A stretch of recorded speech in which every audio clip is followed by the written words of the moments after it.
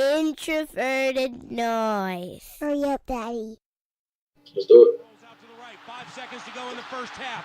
Dante fires deep to the left. Moss caught it at the 11, but now he pitches it to Mo Williams. Touchdown! You gotta be kidding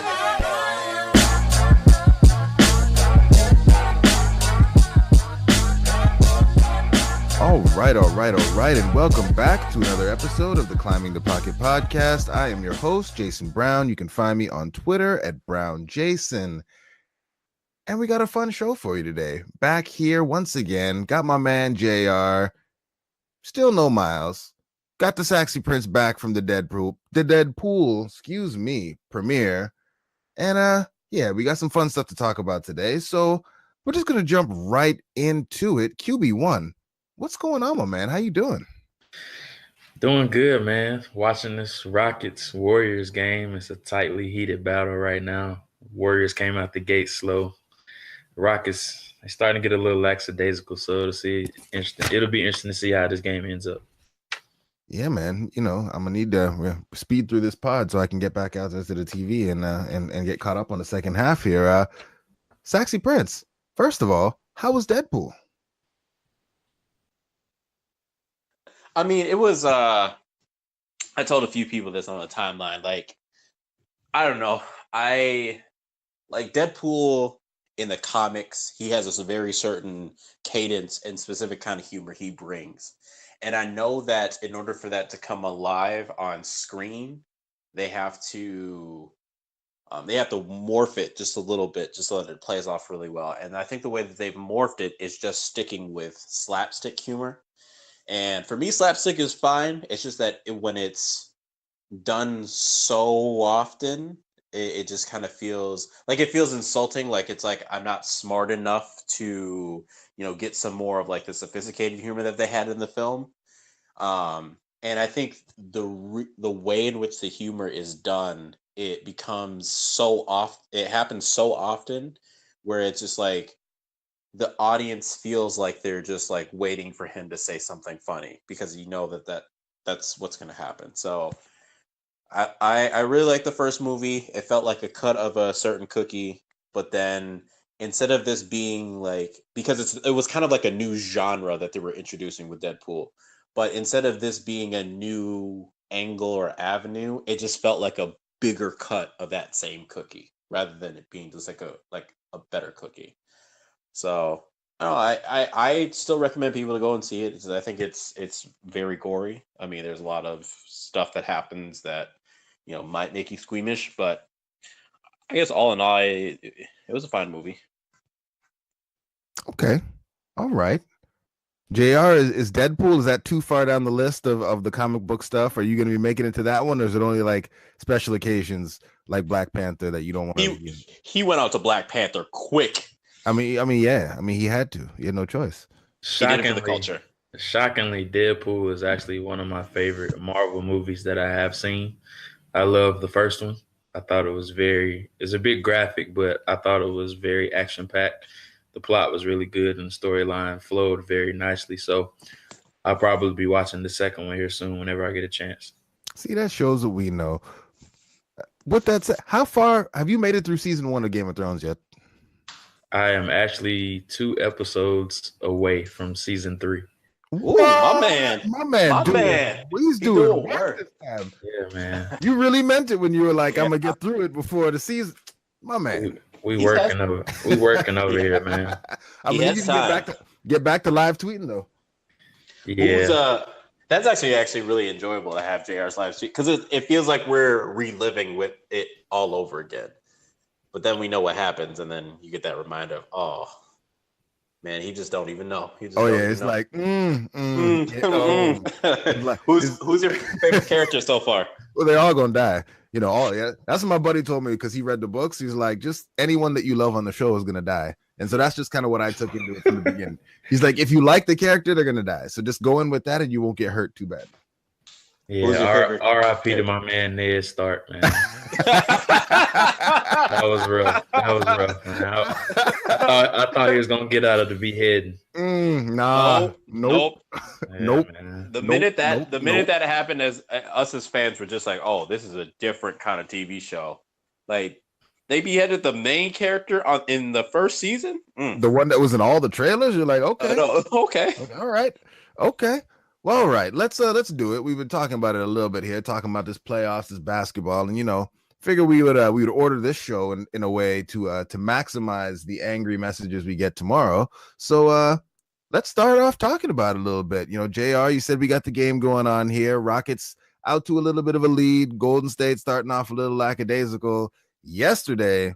Speaking of lackadaisical, your man's LeBron James was looking a little tired there towards the end of the game. So, as we move along here into these playoffs, the games seem to actually be getting a little entertaining. Are you changing your predictions at all? And I guess, what are your thoughts based on where we are right now in these playoffs?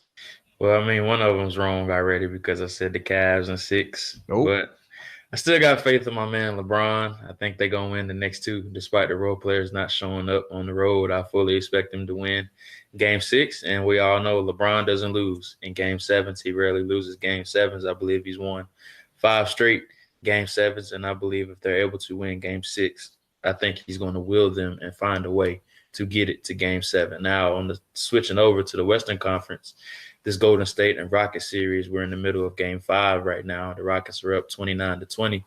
The second quarter just started, so this series is very interesting. I still expect Golden State to win in 6. I think they're going to win this game tonight, and I think they're going to close it out in Golden State. Okay, Saxy Prince. How about you, man? What are your thoughts on these playoffs? I feel like we really haven't been able to dig deep into your thoughts on what's going on in these basketball playoffs. What are your thoughts on the series? And who do you think's playing in the finals? I'm still holding out hope that it is going to be a Cavs and Golden State finals. It's I don't know. I think the Cavs are in a position right now where they're clearly not the better team of between them and Boston. But obviously, LeBron James, he's so great where it just feels wrong to root against him. So I'm really holding out hope that after dropping that last game, LeBron will be able to bring it back. But I mean, LeBron, he's doing it all by himself, and you just get to a point where he's just like, I'm just tired of being the one to carry this team. So it's like it almost feels like he's asking himself, even if I get past Boston now, I still have to go face the aliens that are the Golden State Warriors. Do I want to carry a team for another 4 to 7 games after this? So I don't know. It's going to be hard. I still think that the Golden State's going to come out the victories. I think they have too many weapons.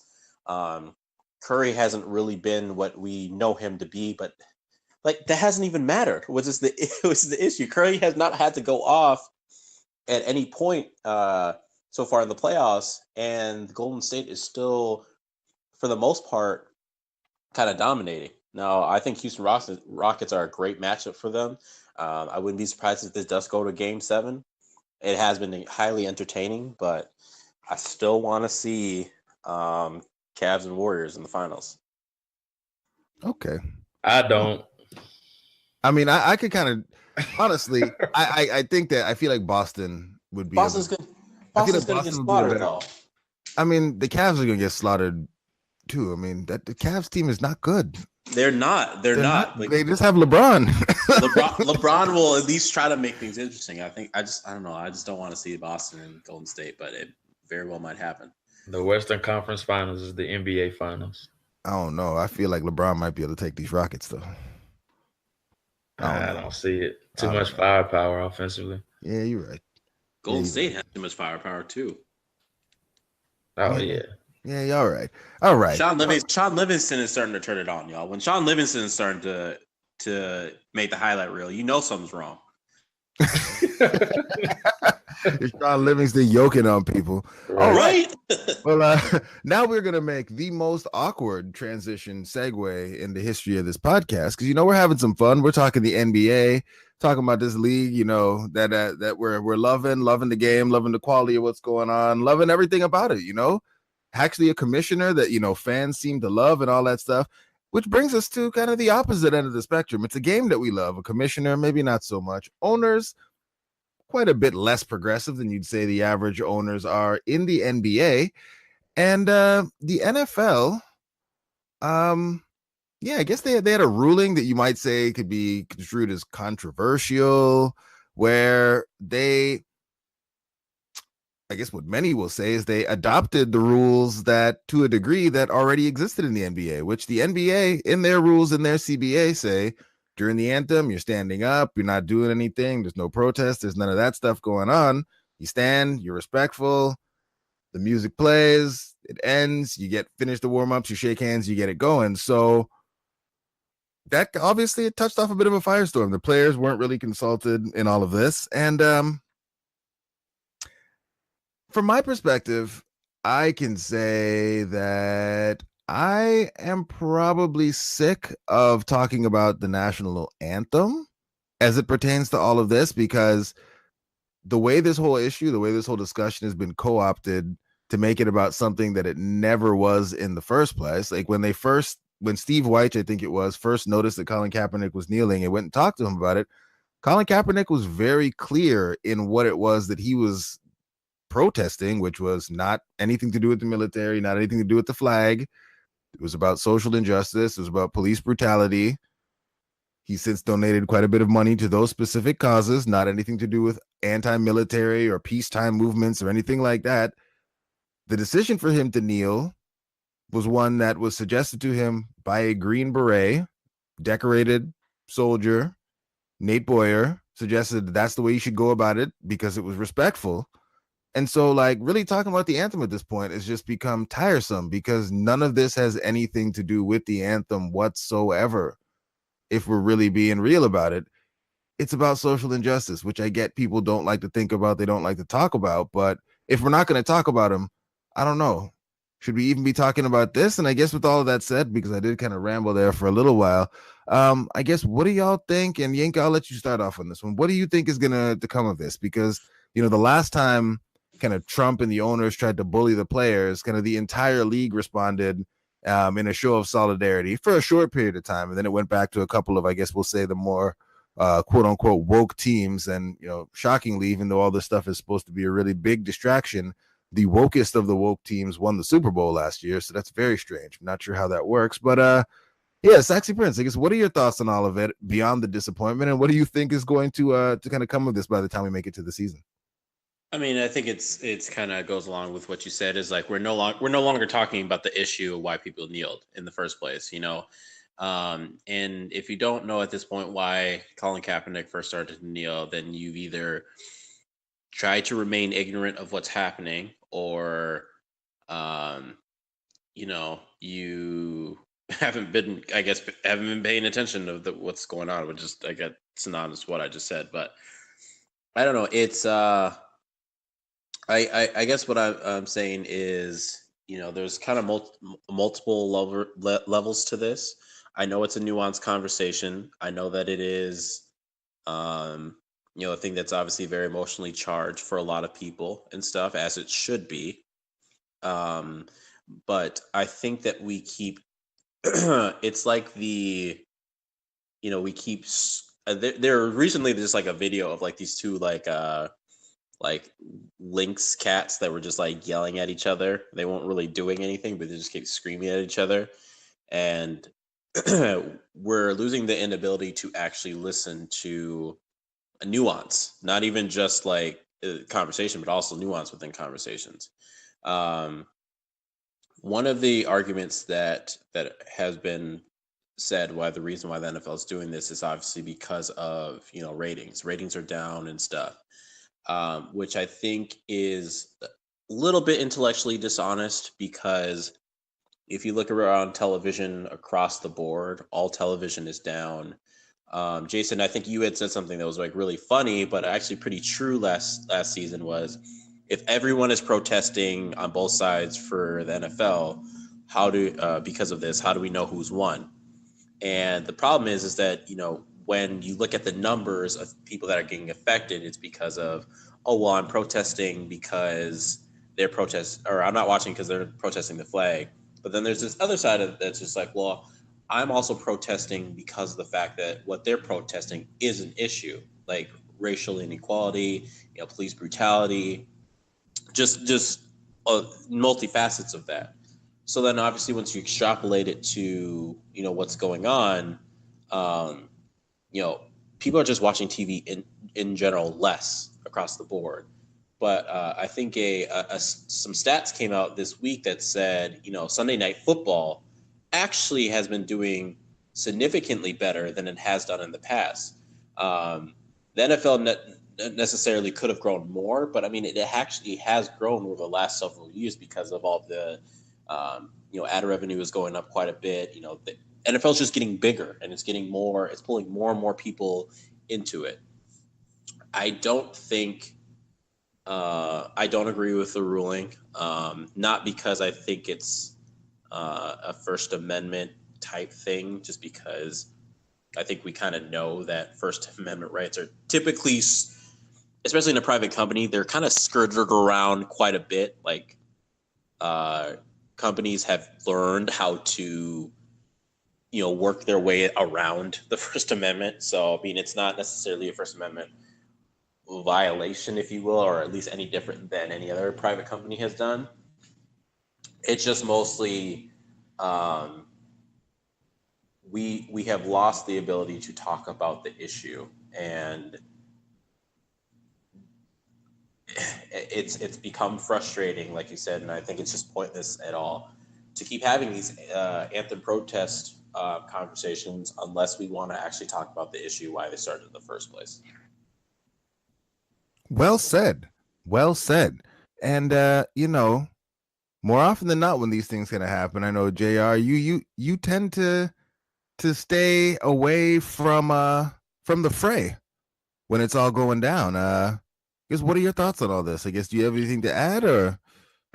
Yeah, y'all know I'm not really big into politics, and it just seems like sports and politics seem to be mixed so much nowadays, and rightfully so, especially with this whole NFL Anthem Rule coming down. And I think the whole basis of everything has kind of got lost in the initial message of what Kaepernick, when he started this whole kneeling ordeal, and what he was trying to protest is police brutality, along with a lot of other things. But the other side is arguing that it's just disrespectful to the flag. So the big reason I steer clear of politics, because it's a never-ending circle. Nobody's listening to each other's side, and there's never going to be common ground formed. Now, I did throw a little bit out there as far as a tweet saying the NBA was so far ahead of the NFL when it comes to circumstances like this. And I know that they have in their CBA that they do have to stand for the anthem, but it's in their CBA, and they went through that with the players union. And that's something that the NFL failed to do. So that's the biggest problem I had with this. It just kind of felt like, or not felt like, they did exile the players and the players union from this total decision. I'm talking about the owners, instead of, talking to them about this issue or talking through their issues with this whole situation. So that's the biggest problem that I had with it. Yeah, with that, JR, actually, you kind of raised a really good point, because the NFL actually did come out and they said, this is the kind of the compromise that we're coming with, as far as, what the league and the players decided. But the problem is like, in order for a compromise to actually happen, two sides need to present their side of things and your side of things, and you meet in the middle. The owners and the ownership and Goodell, they just made the decision, which, I mean, again, it's perfectly within their right, but it's, I think it's a little bit dishonest to say it's some sort of a compromise, because there was no middle ground as far as this. Nothing has changed, and the players still were not consulted. At least the player leadership that exists were never consulted as far as this decision. And it was a decision. I mean, the NFL could have just not done anything. They could have just not said anything at all, but they made it a point to make it a rule. They made it a point to say, we're going to start finding and not suspending, but fining and penalizing. And so they wanted to put forth they wanted to put forth what this was on their side of things. But here's the caveat: they left a little bit of ambiguity within what they said too, right? It's kind of like, what they said is like anything that's deemed to be not respectful to the flag, which leaves a lot of interpretation. If a guy like, I don't know, covers his eyes, or he spits on the ground, or whatever the case is, does that become a fine? Does that become some kind of 15-yard penalty? Like, how are you going to enforce that? So I mean, we're definitely going to see how quickly this thing is going to become either a problem or not so much that in those first couple of weeks. Yeah, man. And yeah, I mean, I don't really know. I feel like above and beyond, like the owners, it seemed that they were trying to placate, Trump and his base and all of that other stuff. And it feels like they played themselves, because the first opportunity that, Trump had to speak on it, he kind of twisted the knife deeper on him, talking about, if anyone stays in the locker room, which was part of the compromise, they, shouldn't be able to play, or they should be fired, and these people should leave the country and all that kind of stuff. It's just as crazy, which is, antithetical to what the the flag and the freedoms and all those things are actually supposed to stand for. Like, forced patriotism stops being patriotism. If you make everyone do it, you start to creep towards all the stuff that we're not supposed to be in the West. So yeah, anywho, we could probably have an entire podcast on this, but no one wants to hear that, and our DMs would be filled with angry messages tomorrow. So let's move this along and try to bring those folks right back in and talk about a little bit of hockey. You guys want to talk about some hockey? Let's talk some hockey. The Las Vegas Golden Knights are in the Stanley Cup Finals. The Las Vegas Golden Knights. Prince, I will give you $10 if, without looking anything up on the internet, you can name me 2 players on that team. John Johnson and what's a popular white name? Brad Stevens. I award you no points. Okay. Well, 0 points. I did what I tried, could. though. You tried. It's the Capitals versus the Las Vegas Knights. And of course, the episode where we want to talk about hockey is the episode where Miles can't be here, because he is our conduit to the world of hockey. Yeah, he has the Hepwife side in him, doesn't he? Yeah. So we're not going to talk about the actual game, because none of us know anything about it. So sorry about that. But we're going to talk about this concept. We got the Las Vegas Golden Knights. They are an expansion team, and in their first season, they are playing in the championship series. So my question to you is, if there was an expansion draft in the NFL now, what is the quickest the team could be playing in the Super Bowl? JR? I mean, I feel like the team, from right around where you're from, probably came pretty close. I guess, what are your thoughts on this whole thing? I think it would take a couple years, because chemistry is the hardest thing to form in football as opposed to hockey. And I think hockey has like 25 or so players or something like that. I'm not sure the exact number that they have on a certain team's roster, but it's obviously much less than a football team. And so just forming that continuity and having cohesion at certain positions would definitely be the biggest downfall for everything. And we don't know what quarterback that team would get in the expansion draft as well. So they probably would be left with scraps. I don't want to name specific names, because I don't know exactly how the NHL rules apply and how that would work in the NFL. Come on, you know they're getting Sam Bradford. Either that or Joe Flacco or somebody like that. They get somebody like that. So they definitely wouldn't get an upper echelon type of quarterback. So I think it'd take a couple of years. I'm here for the Taylor Heineke led. What's the team? The Iowa Seattle Sea Lions. Yeah, exactly. Maybe that's the next follow-up question is, Prince, where would you put an expansion team? I don't know. Maybe I would go with Iowa. Just get another Midwest team in there, whatnot, some neutral or whatever the case is. It would take a long time. I think I think the closer to, like, towards the center would be harder for the team to, really generate interest and revenue and all that stuff. So you probably would need to shoot it out on one of the coast or, Florida or another team or whatever the case is. But I would choose Iowa. How about you, JR? I put one in OKC. I think that's a pretty good sports town, and I love how they support the Thunder, and I think that they would really support a football team as well. Okay. I mean, you're both wrong. The right answer is Toronto. Toronto should have the team. Is a very large media market. You bring in all of the North. But I feel like that's in Canada. Well, it is. Yeah. It is. Yeah, I feel like that's Yeah. You're bringing it in. You're putting it in. Oh, we're bringing Canada to. Yeah, you're bringing us in. We're in. That's gonna be hella awkward with this whole Buffalo protest stuff. Yeah. Buffalo already plays games up here in the preseason. It's okay. Okay. Well, if they start kneeling, are they going to be protesting the flag or? Never mind. Go ahead. It's very confusing. I mean, there are already Canadians playing in the league right now. It's very confusing for those people. I'm not sure what they're supposed to do. But we'll move it along. I don't know why we're back talking about the anthem. We were trying to bring people back with hockey talk, and we failed at that too. So we'll keep things moving along and talk about the next hot button issue that popped up on the timeline this week. And again, it is a shame. It is truly a shame that Miles isn't here for this subject, because I feel like this would just be an entire segment of us listening to him sip tea, because we're going to talk about the man, Richie Incognito, the man that Vikings Twitter was clamoring for when the news broke that he was unretiring and being released from the Buffalo Bills. And then, the story took a turn, and it's now it's now more of a sad story than a funny story. When the news initially broke, you're like, oh, that's kind of funny.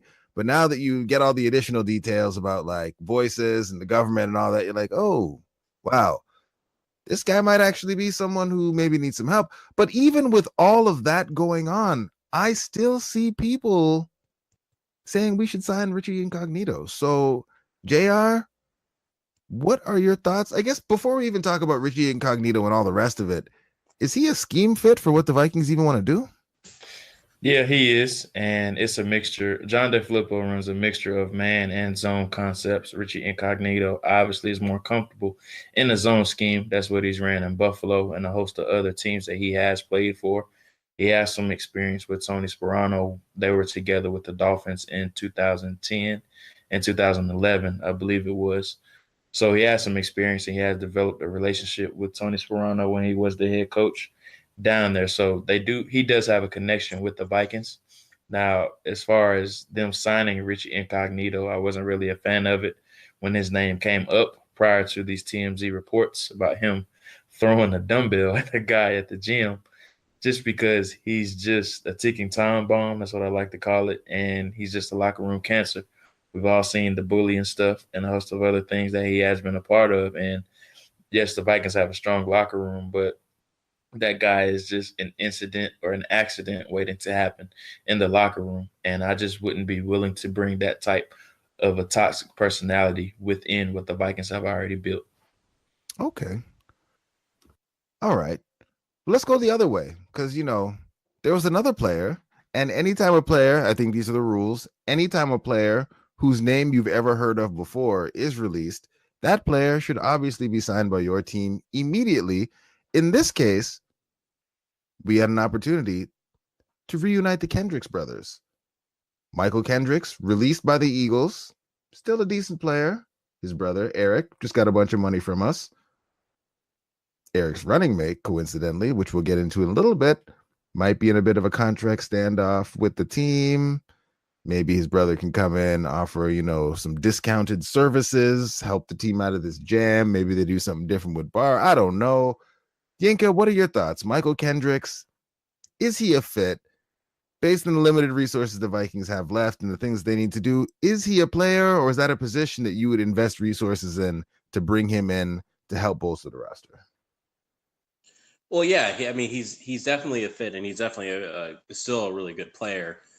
If anything, the Vikings they do really need to consider bringing him in. I know that you're not bringing him in to be a guy that you wouldn't go to him and just be like, hey, Michael Kendricks, you know how you've kind of been mostly a role player for the last couple of years and you haven't really made very much money, can you come here and be sort of a role player and be a rotational guy too? It's like, no, you're going to bring this guy in and it's going to give you Anthony Barr leverage. And it's going to, because Barr does have a little bit of leverage right now because he is so integral to what the Vikings do on defense. But at the same guy, if you can just fill that position with a guy like Michael Kendricks, well, that leaves Barr in a position where maybe he does have to take a little bit less money, or he just sees what the market is on him. So the Vikings really should consider it because, I mean, apparently if you are related to someone on the same team, you have hashtag chemistry. I think we're assuming that's how that works because we assume that two players who play together in college automatically will have chemistry, even if it's been years removed, but definitely family members, there's chemistry there. So if for nothing else, you really only have to get one Kendricks jersey. So yeah, let's do it. I'm with it. JR, I guess Kendricks, does that work for you? Is that a position you'd invest in? For the Viking standpoint, I mean, it's worth reaching out to him, but for depth purposes. But if he has a high asking price as far as financially, I just don't see where he would fit in. Just because they play mostly two linebackers, and that third linebacker really isn't a necessity. And they already have Ben Gideon at that spot, who arguably is a better athlete than what Kendricks is. Now, he's not as good in coverage or anything like that. Kendricks, when he's at his best, he's blitzing. But if you're asking him to stay inside the box and play the run and defend the run, that's just not his game. He's best when he's kept clean. He has to be kept clean because he's just not very good at shedding blockers. And that was one of the biggest reasons why the Eagles were so quick to get rid of him, because all they could do with him was use him as a blitzer or rushing the passer. So from his standpoint, it doesn't make sense either, because he would have a limited role in Minnesota when there's teams like the Steelers and the Colts and many other teams where he could start right away. So the Vikings definitely would be near the bottom of my list unless he really wants to play with his brother. And Luke Brown brought up a point. We talked about this on the pocket protectors about just not knowing if linebacker, if Barr is still there, and we already have Eric Kendricks, is it really worth it to spend money on a position that's going to be on the field so little? Because I mean, Ben Gideon played fewer snaps than our backup nickel last season. Yeah, and that's why I say it really doesn't make sense to me unless it's a depth type of signing, because he's not going to play a lot. We all know Barr and Kendricks are going to have most of the snaps, and they do their best to keep Gideon off the field unless teams stay in base with double tight end sets or some type of 11 personnel. So there just really isn't a need for him to sign here. In my opinion, it just doesn't make sense from his standpoint, but the only reason I see where it does make sense for depth purposes. Okay. Next up, because we're going to talk about all the contentious things on this episode. This one episode is going to be the one we talk about all the things that make people upset. And so the next question I have for you, because this is another one, and there seems to be a lot of things going on, which is crazy. We're on I think day 3 of OTAs, but there's a lot of stuff, a lot of stories out there that really we're getting passions inflamed, we'll say, on the timeline and in and around kind of the Vikings blogosphere.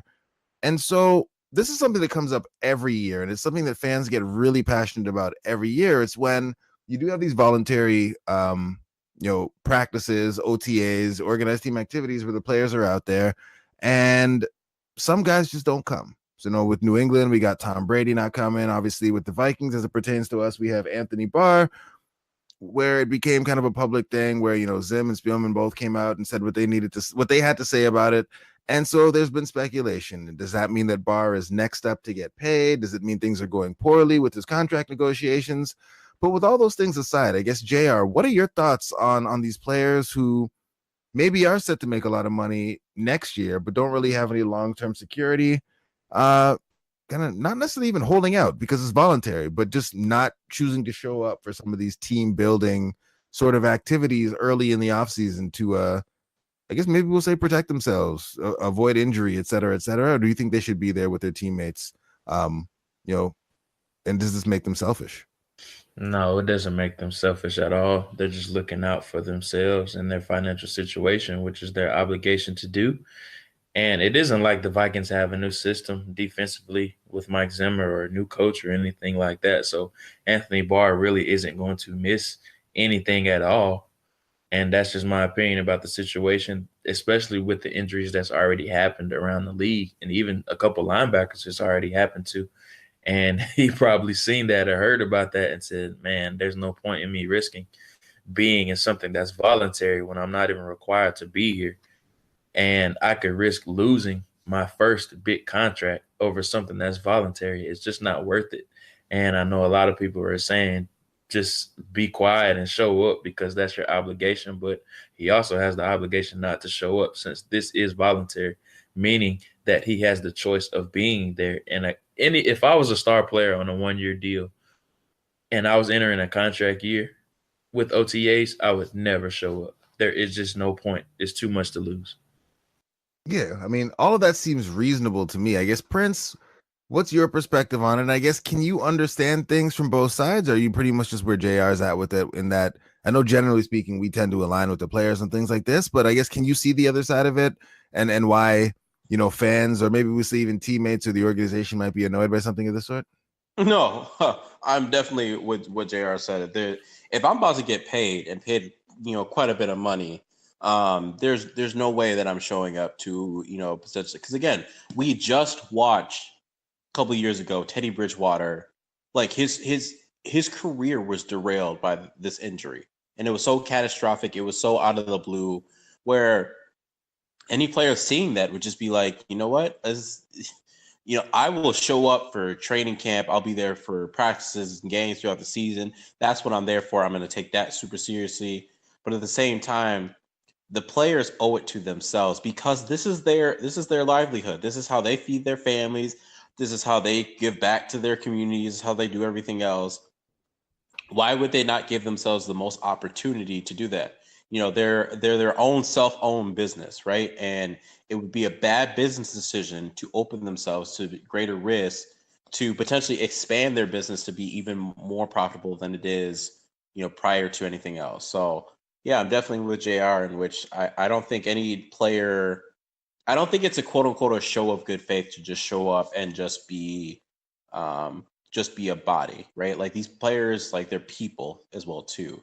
And I think, given the circumstances, I don't think anyone else would behave this way at their own place of employment. So I don't expect these players to be anything different.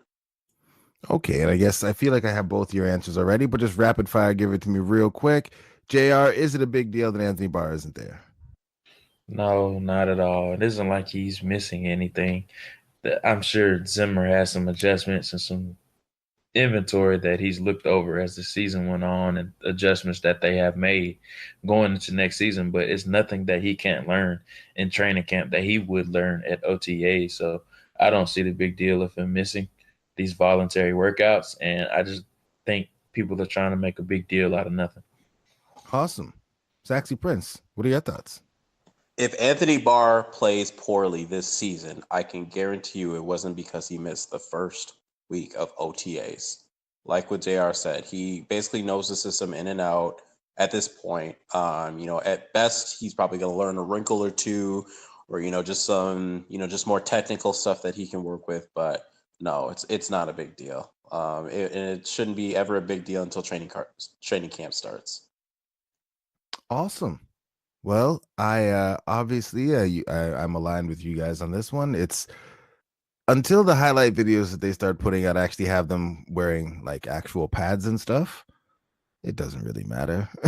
Like, especially not for the veterans. For the young guys, of course, the guys trying to make the team, of course, but for a veteran starter, the guy wearing the dot, he knows the defense at this point. And I really wish that when things like this popped off, like you wouldn't have the usual suspects immediately running to their microphones and their platforms to smear the player, because it feels unnecessary this early in the game to have folks out there talking about Anthony Barr being lazy and stuff like that because he's not there for OTAs, because just unnecessary. But anywho, let's move it along. And JR, I guess I'm passing it over to you and putting myself in the hot seat here because I really have no idea what is about to happen or what's going on. But you, I guess, have got a new segment for us here called what is it, the 2-minute drill? Yeah, so I'll leave it to you. I guess you let us know what's about to happen because I have no idea. Yeah, so it's something I'm excited about. Something I came up with just randomly because we need some things to talk about this off season. And we always throw everybody for a loop at the end of the show. We usually have a this or that question, so I wanted to mix it up a little bit.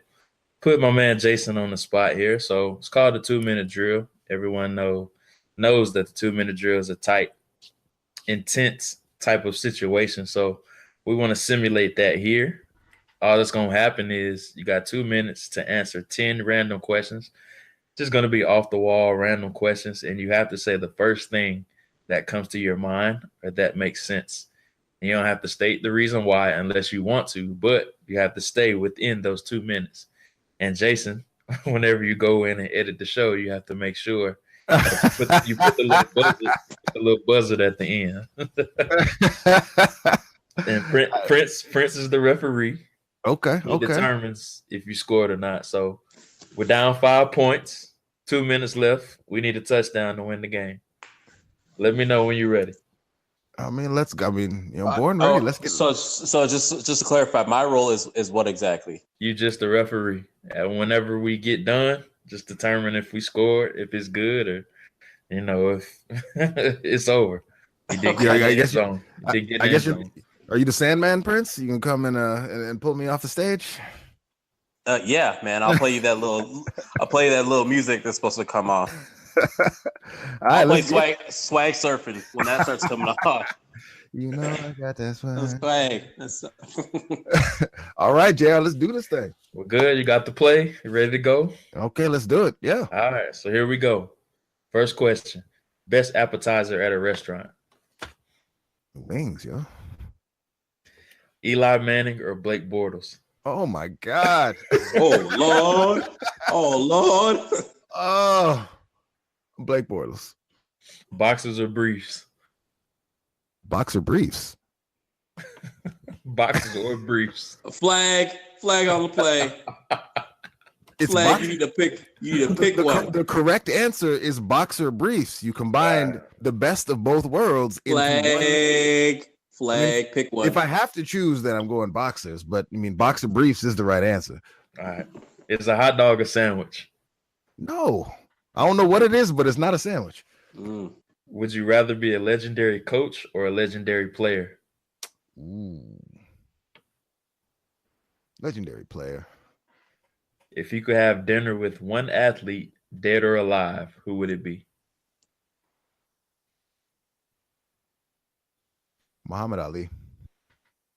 Who wins in a 3-point shootout, Miles or Yinka?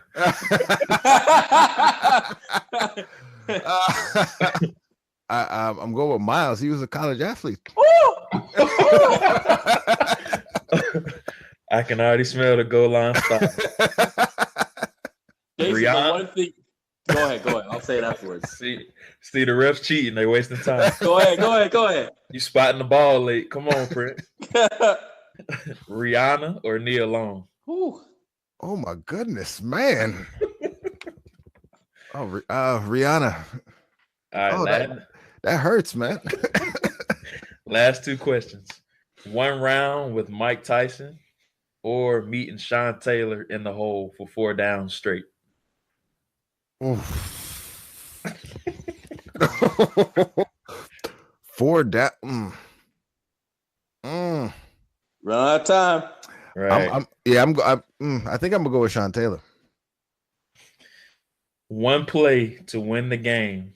Michael Jordan or Tom Brady? Who you taking? What sport they playing? 1 play.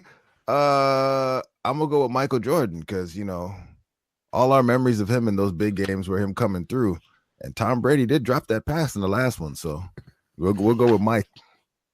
There it is. Time's up. Okay, first of all, if y'all know anything about me, you would know that the one thing you can't do when you play me 1-on-1 or even 5-on-5, whatever the case is let me shoot.